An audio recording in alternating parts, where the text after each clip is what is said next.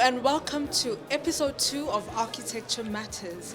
For the love of maps is today's theme. Today we'll be looking at the past, the present and the future of maps, and what are maps so important? What do they mean to us as designers, and how do they connect us as designers?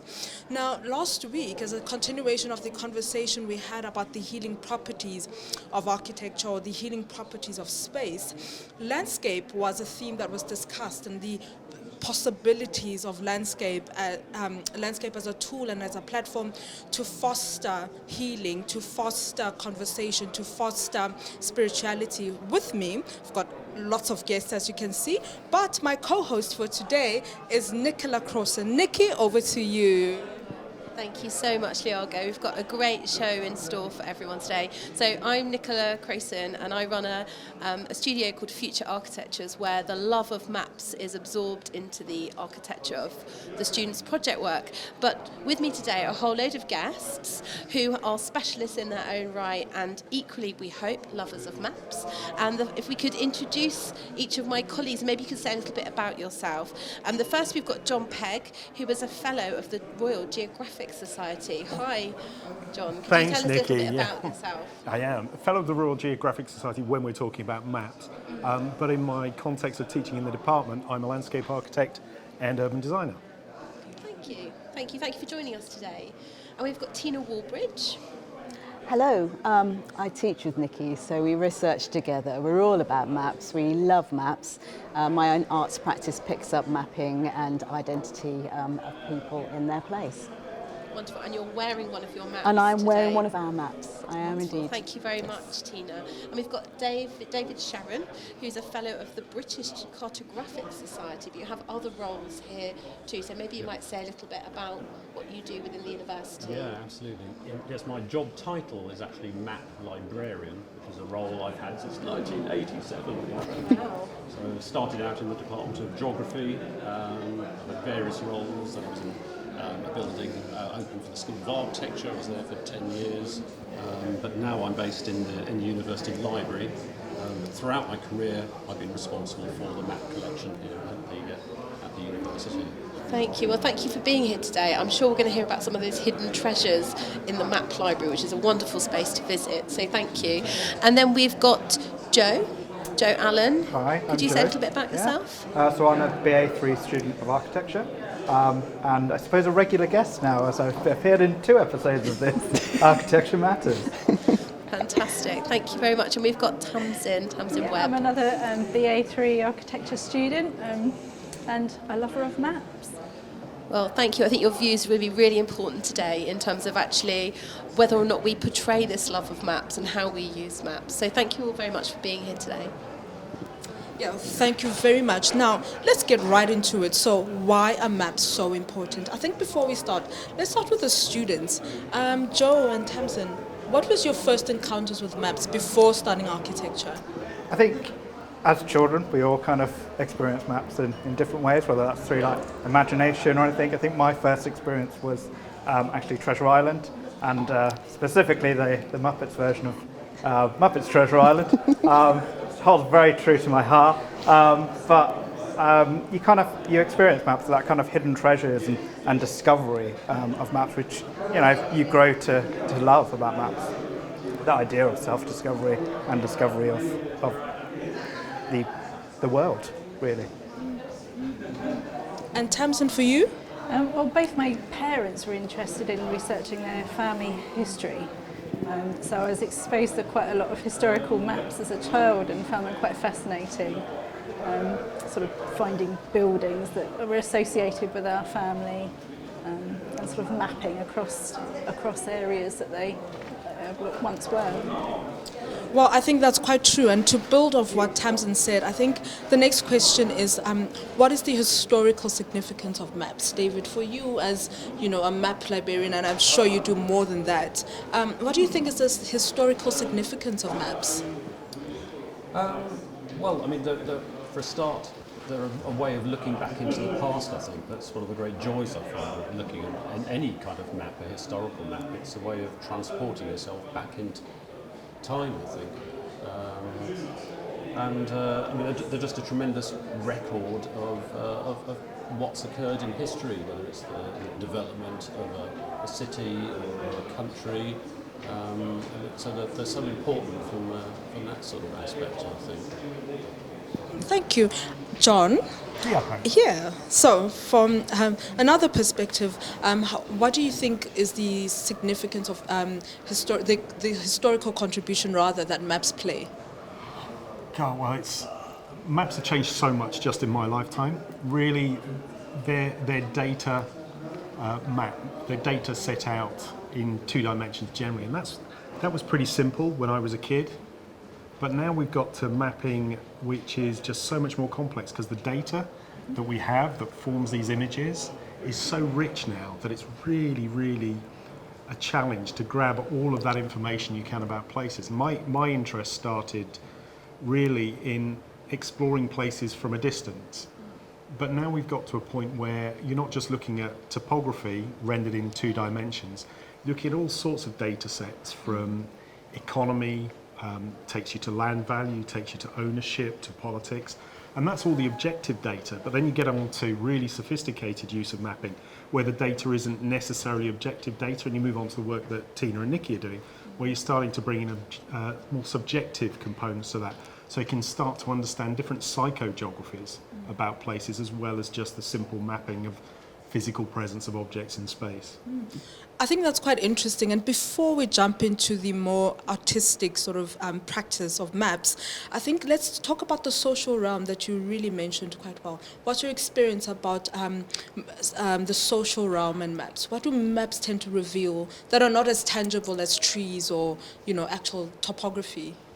Well, I think we're at a point now where the amount of data that's going into maps is phenomenal, but it's updated regularly. And I think as we're speaking now, there's a whole new set of data going on from the 2021 census. And that looks at everything from life expectancy, health, income, education, and that's all physically mapped. So you can get a real in-depth understanding of a place, the social characteristics of the place, both what's happened, and you can project what's going to happen from the basis of spatial mapping if you've got enough data sets. Really interesting. And David, from your experience, I mean, you're quite experienced with maps and cartography. What have you learned over the years in terms of sort of the social sort of status quo and maps? Yeah, this conversation takes me back to how I first started with maps. Really, when I first joined the university, was on a project producing maps based on census data. It was 1981 census in those days. And we were producing maps on demand. So, for example, I think we were working on a project producing maps for a local taxi company. So they were interested in the social makeup of the area. They wanted to know the ages of people, where they lived, perhaps their sort of level of income, whether they owned cars themselves. And so they were using mapping to sort of help them with their business. So it's quite interesting thinking back to those days and how it all began for me. So, yeah. But I think that's been expanded on recently. I mean, that's a really market-driven thing. Yeah. But as architects and urban designers, we're being compelled to make decisions about the future of places for 10, 20, 30, 40 years. Mm. And without understanding the trajectory for 10, 20, 30, 40 years, you can't make realistic projections and find the highest and best uses for places, either in function or in form. So that it's actually understanding places has to be at the core of it. So the mapping of that is critical to your understanding when you're making the decisions, that then drives what happens, which becomes data, which becomes the next iteration of the same maps. So it kind of reinforces decisions, but also directs decision making as well. I think that's really interesting. And speaking about that and a subjective approach to mapping, Tina and Nikki, you are very familiar with maps, but you work with maps in a very interesting way. So I think I've dabbled with some of your work, I've looked at some of your work, your exhibitions, some of your workshops, and you almost combine everything that David and John has mentioned into an artistic practice. Do you mind taking us through that?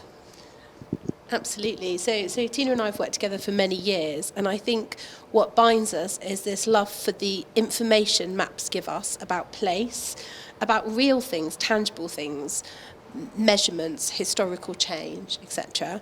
But we're also interested in the stories that they question or that they suggest. I think so, and I think going to historic maps, this idea of the monsters at the map's edges where something wasn't known and how that was represented, or maps of new worlds where you just see the outline of what was known and a projection of what might be, and the political maps that we're all familiar with the sort of caricatures of the country within them.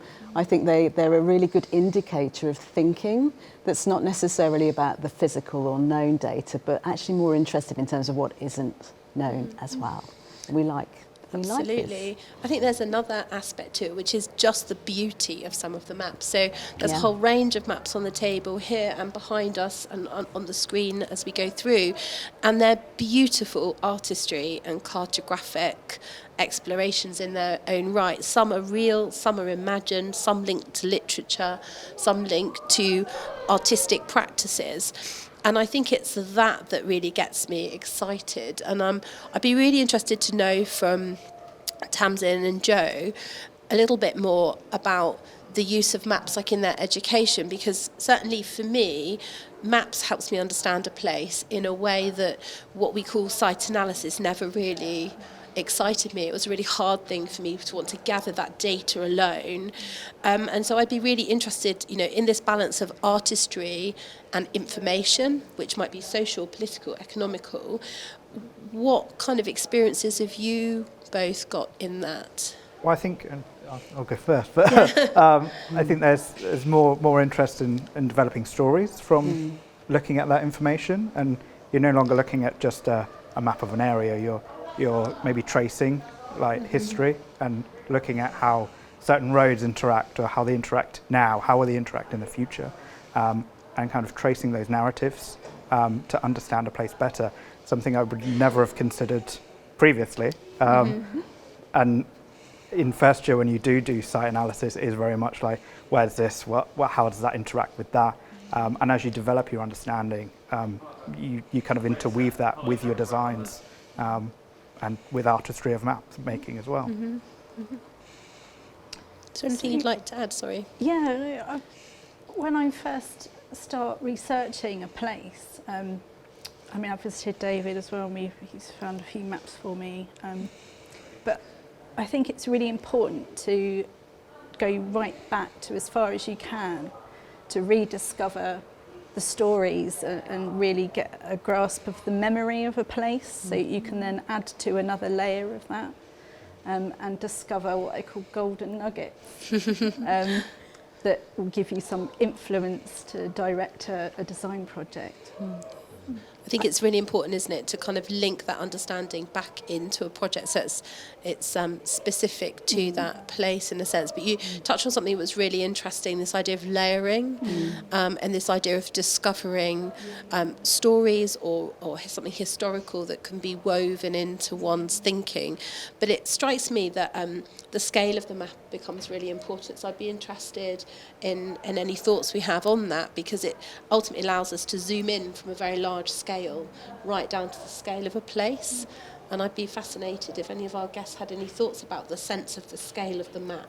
I think the scale of the map allows thinking at different scales. So I know in studio, when we're working in studio, the scale of the city down to the scale of the site allows situated thinking, so allows us to be thinking in that place, and hopefully making architectures or pieces that resonate in that place because they have a basis in it. They're not landed upon it. They grow out of it. And I think that's super important. So the scale of the thinking is actually quite interesting, as is when we've been working with our layered maps. One of our projects was about Portsmouth, Corset and Portsmouth, and taking the sort of scale of the body into the scale of the city and playing with scale. That in that kind of artistic playing, we don't have to be limited to some scale to some scale. We can mix things up a bit, which is quite interesting to play with, I find. I mean, with that being said, sorry, David, with that being said, how do you see then, how can we use maps as a research tool? one way or another, we're all in academia. You're also all completing your studies. So instead of looking at this as, oh, it's site analysis, how does it become an active part of your research for your projects? Or really for research output, as academics, we're all expected to have a level of research output. How do we start using this as a tool to foster that research? Yeah, well, I mean, there are so many aspects to that. I'll give one example. I've been working for years, in fact, with Professor Richard Healy in the Department of Geography.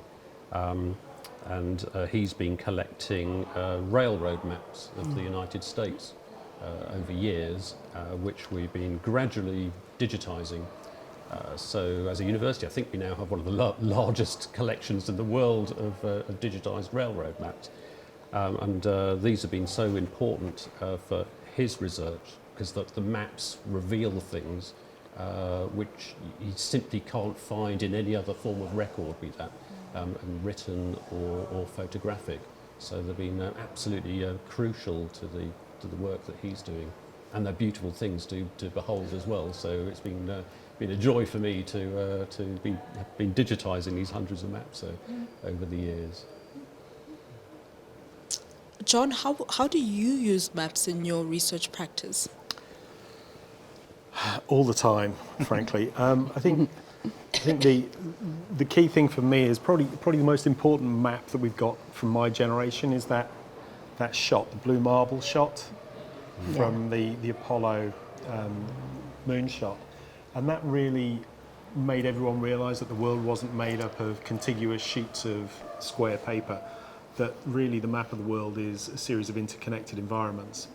And really in my work in landscape architecture and urban design, it's about finding the patterns that you can see at that scale, from climate scale all the way down to drainage basin scale, then down to vegetation mapping, and then down to the urban scale. And so in terms of scale, I really have to start at the largest. And I've got a hidden history in geology as well. And so we don't just stop at the surface either, we go below the surface, because that affects the soil chemistry and it affects the ecology. And you can intuit that by visiting a site, but without mapping and without collaborating with other cartographers working in adjacent areas, you can't really understand the interconnectedness that we got from that blue marble shot. But at the end of the day, our product as designers, whether it's in landscape architecture, urban design or architecture, is a plan, which is a map. So we're also creating the maps of the future. Sort of our output is not recognising what's there, it's starting with what's there, and it's creating an output which is the map of the future, which never quite gets built. So it's not a piece of authentic cartography because it never quite makes it. But we're that agent of change that sits between the existing, which can be mapped, and the future, which will be mapped, but we're the agent that makes that change. So yeah, every scale we work on, and if we're not working on every scale, we're really not thoroughly engaging in the authentic specifics of the place, and we're not taking advantage and enhancing the environmental systems that are subject to the mapping. Yes, I use maps. And Tina, do you use maps in your research practice? All the time, also different scales, and it's the beauty of them, like the Mississippi mapping of the changing river, which looks like an artwork and is actually fact.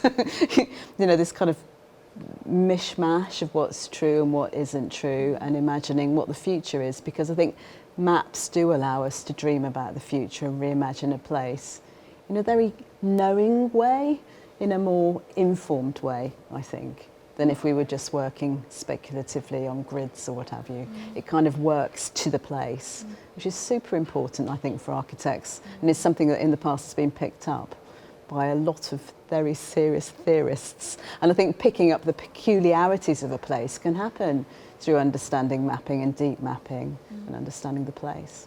So, yes. Speaking of deep mapping, now we need to understand how do we actually site architecture. John, you talked about when you look at maps and dealing with maps, you look, way beyond sort of the surface. Now, if we had to ask the questions, how do we site architecture? How do we place architecture on these surfaces? And I mean, with every student brief that we give out in the studio, site analysis takes a huge chunk of the brief. I'm sure you guys can be a testament to that. And I just want to find out, what's your experience when you actually have to deal with site analysis for about 3 weeks, 4 weeks, 6 weeks? What's your experience? I'll let you take this one first.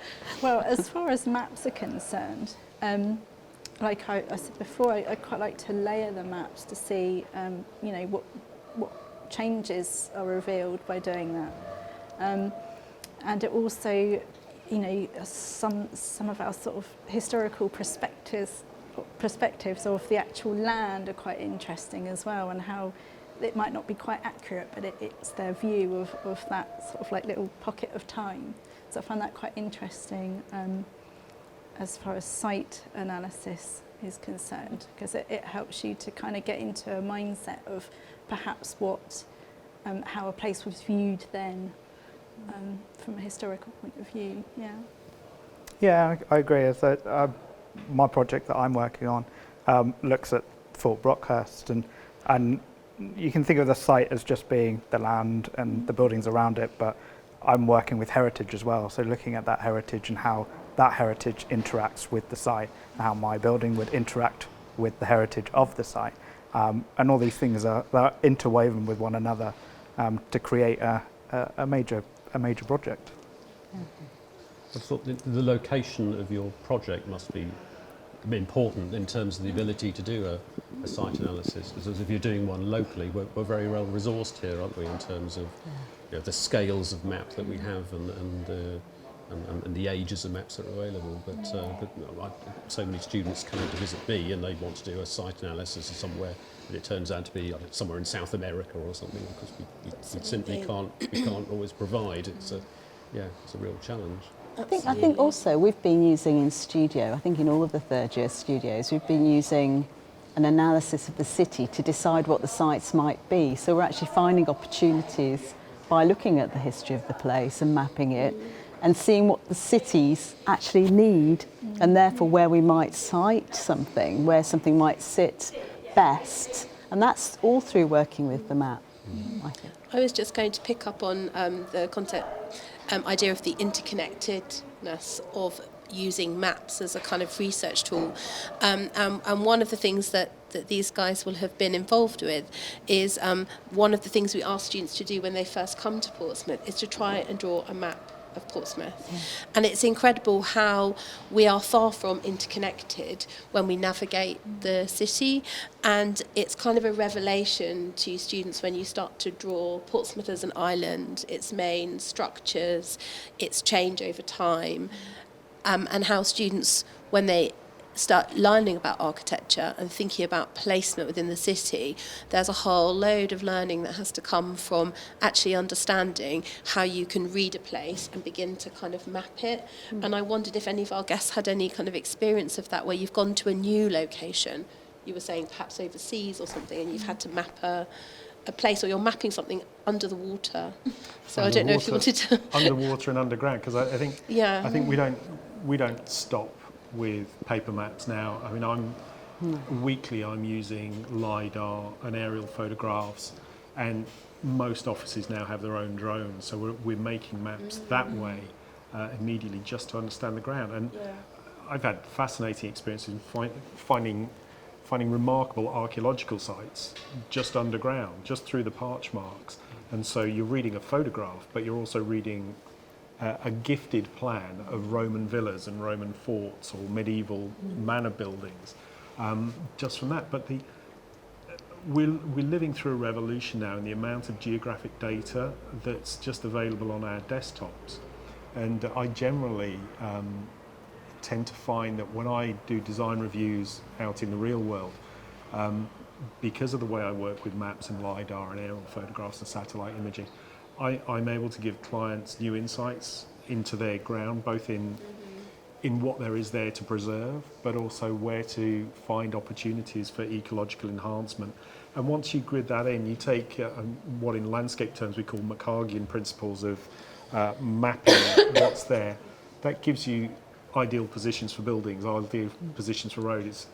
And that really is fighting back against the ubiquity of development these days. If you find yourself working in some parts of the world, you'll have the red line mapped, and the red line in those situations often just designates ownership and legal rights. It doesn't, it's not weighted towards environmental factors. And there's been a whole breed of development that's come forward which makes sites ubiquitous. It levels sites, it levels hydrology, it levels ecology in order to have the most efficient building footprint for that particular type of development for economic benefit. But now through mapping, we'd be able to become much more sophisticated, and we can bring the economic gains, but we don't have to do it at the expense of simplistic environmental thinking. And it's only through sophisticated approaches to mapping that we're able to engage at that level. And I think anyone coming into the development world now, really, if they're not sophisticated in their use of maps at every level, they're not operating in the most beneficial way, both for their clients and for themselves and for the environment. So we're now at a tipping point where intelligent design is overtaking blunt instrument design, which has really held sway for the last 50 years. I think that's lovely. With that being said, I think a very important question is context. You know, what is the role of context in mapping, and how does context start dictating the way that we engage with maps as well? I think Tasman sort of hinted at that when she walks in a space that she's about to deal with as a student, you know, you refer to the map as sort of your resounding board to give you clues as well. But, you know, from an urban design perspective, John, how important is context and maps? What's the relationship between the two? Absolutely critical.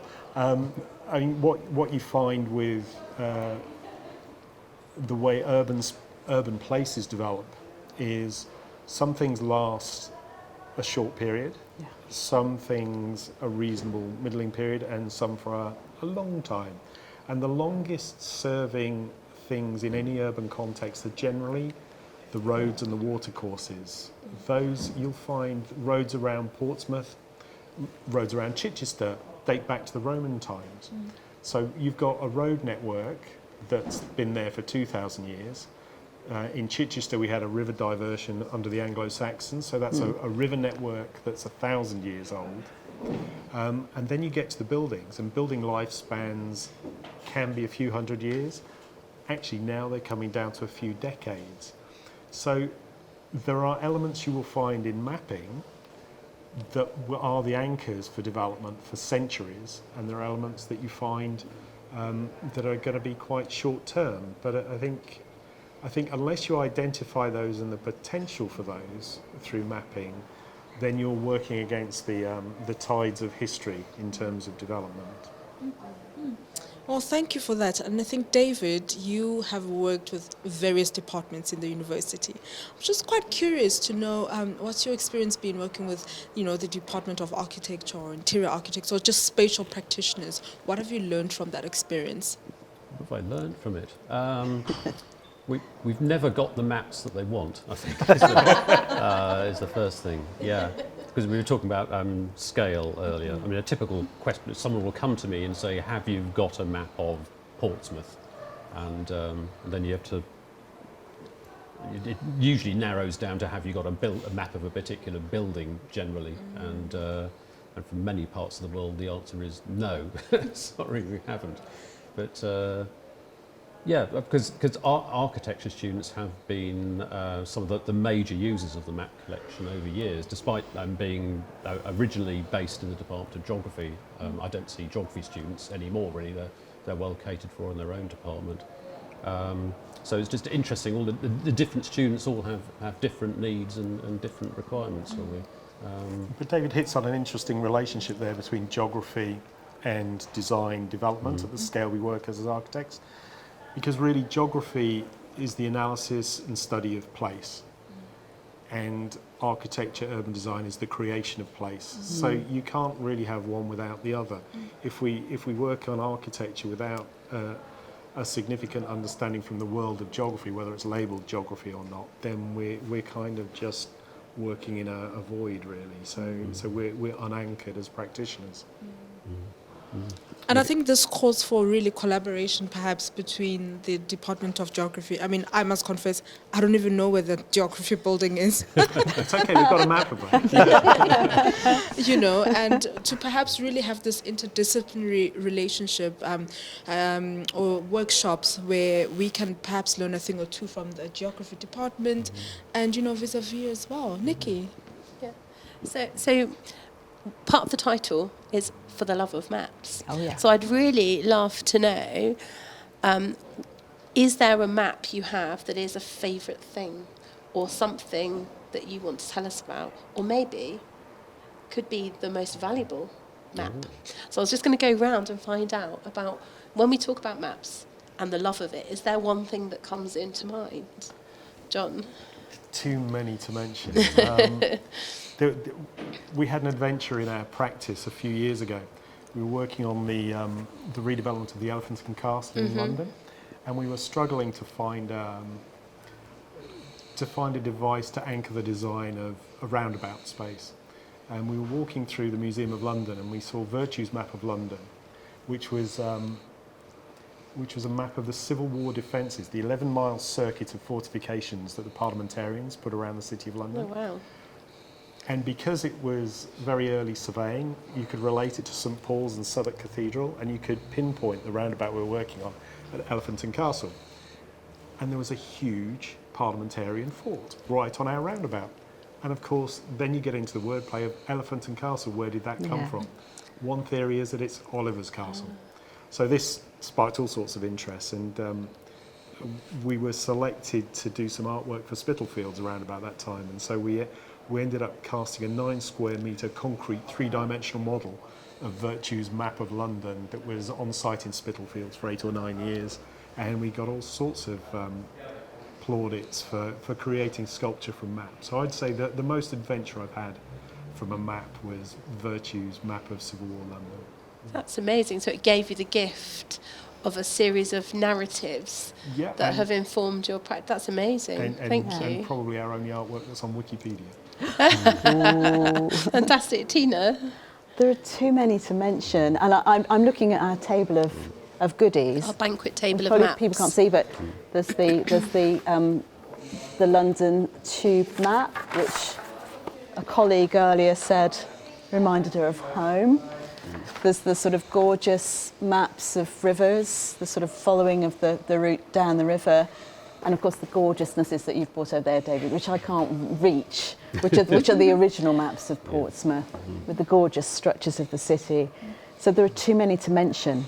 Maps of the moon, 3D castings of the moon. I mean, really, it never stops. And Tina, we know each other very well, and this answer is absolutely, Tina is the collector of maps. I am. And the collector of So all... to pick a favourite, it's I like know, saying, who's your favourite child? question. It's not going to happen, you know. Yeah, come on, this is And David, impossible. This is is impossible there a to most answer. valuable map in the map collection, and is it one that you love? I've absolutely no idea. But I'll to give you 3 examples of, Okay. of 3 maps I It's hard, we all love maps. If you ask any cartographer or map librarian, if it's not at the top of their list, then it'll be high up on the list, as you've mentioned, Yes. the tube map. So that's an example of Gorgeous. Beck's first tube map from 1933, which is just a design which I absolutely love. Secondly, I love the Ordnance Survey's 1 to 500 scale town plans. The plans of Portsmouth from the 1860s, 1870s are just so full of detail, with the gardens showing every single lamppost. I just find those absolutely fascinating. But possibly my favourite map is that I have at home in my own collection is the Soviet map of Portsmouth. Yes. So if people haven't seen that, we have an example in the map library here, and it's part of an enormous cartographic program operated by the Soviets during the Cold War. Yeah. And it just generates so many questions when you look at it. How did they make them so well? What was it for? And also what they That's amazing. valued, because the things that are shown on those maps They is are intriguing. They're they're not beautifully just- made maps, and Yeah. they are Yeah. absolutely fascinating. So yeah, that's possibly Well, that's my one to favourite. definitely come to the library and have a look at that. That sounds Absolutely, yeah. amazing. How about the two of you? I mean, I'm going to throw this out, but I'm quite a fan of like fantasy type maps. So completely Okay. off the subject. So of literature architecture. based. Yeah, because I find that it's so interesting. It goes back to the first question we had about that kind of childish and imaginary kind of style, Yeah. but it's still got to come from somewhere. It's still got to be designed in a way. So Tolkien's map in particular comes to mind Yeah. very much, and it's just so beautifully crafted and So the imaginary. yeah. Fantastic. Thank you, Tamsin. Well, I don't think we can have a talk about maps without mentioning John Speed, Yes. which are my favourite type of maps, and I often refer back to them. And I think what I quite, more than anything, like about those maps is that they're sort of semi-illustrated. Yes. And so you actually get an actual sort of 3D impression of actual buildings that existed on those sites that I find fascinating. Yeah. That's amazing. Thank you. That's really, really insightful. I'm going to throw one to you, Leago. Oh. Although you're a presenter, you're equally a lover of maps. Is there any particular map that is close to your heart or something you always use in your presentations and lectures? Yeah, well, I think because I teach history and theory, I specialize in teaching history and theory, I'm fascinated by the map of colonization that happens in Africa. I think specifically in Africa, but it's also a trend anywhere there's been sort of colonization, is that sometimes the map is a very powerful tool to disguise, to really play down the tragedy that people are taking, of the dangers, of the really horrible things that are happening. So I think the map was really an important tool that was used to send back home as a report to say this is where the minerals are located, or there's just a small little tribe over there. One thing that comes to memory is with the Dutch in Cape Town. What would happen with Table Mountain is the way that Table Mountain was drawn. It was almost drawn off scale. The perspective was off intentionally to make it look like a little hill instead of this big mountain that it was. And I think when you start looking at those historical references, I think they really say so much without saying much, actually. Yeah, it's too many to mention as well. Well, thank you very much, everybody. Thank you for taking time to coming back to our second episode of Architecture Matters, and be on the lookout for our next episode, and we'll have many more guests and many more interesting topics and themes that follow. If you'd like to be a part of Architecture Matters, or if you'd like to be featured on the show, do let myself know or Nicola know. Thank you very much.